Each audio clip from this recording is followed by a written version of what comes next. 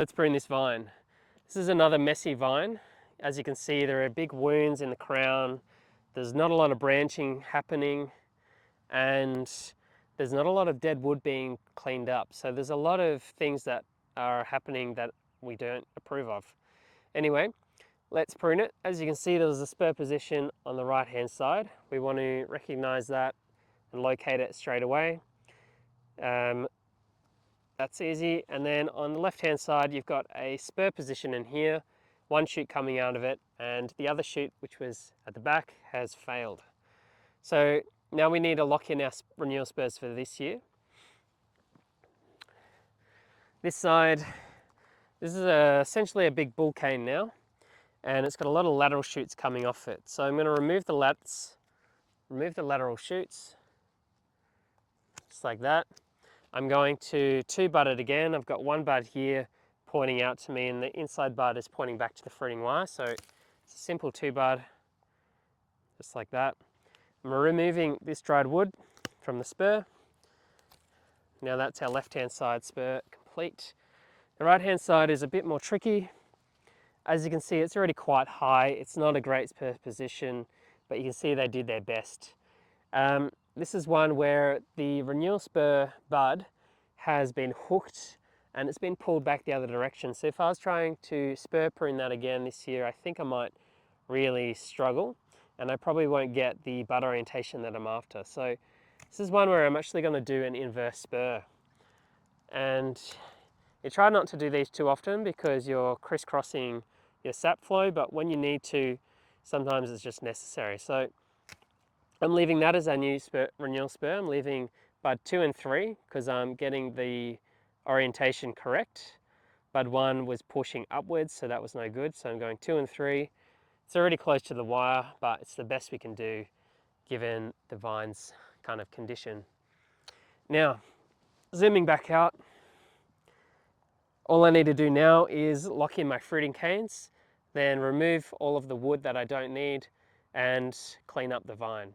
So the right hand side, as the renewal spur didn't give us a fruiting cane, we are going to just chase one off last year's fruiting cane. So here you go. There's a last year's fruiting cane up here onto the wire. You've got a 1-year-old shoot right here. When chasing, you always want to try and make sure you're chasing one that is below the wire already, otherwise it's just too difficult to wrap down. And you're losing a lot of wire space when it is already above that wire. So I'm going to keep that one to wrap down. This side, I'm either going to chase one off this one, or I'm going to try and wrap this back around from the actual spur position. Now, I'm going to pause this, tidy up the vine, and then we'll have a look.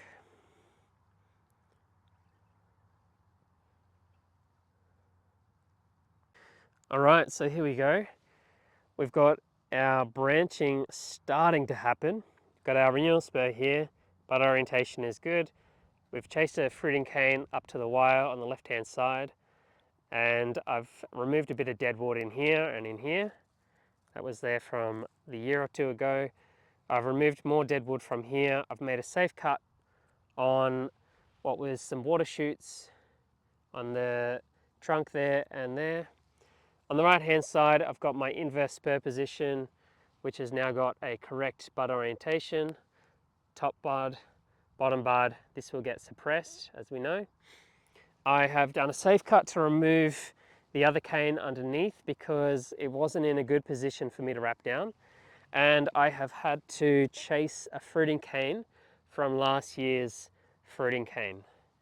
So there we have it. What was a pretty messy vine, we are now setting up with a decent structure, starting the branching system, following the sap flow underneath.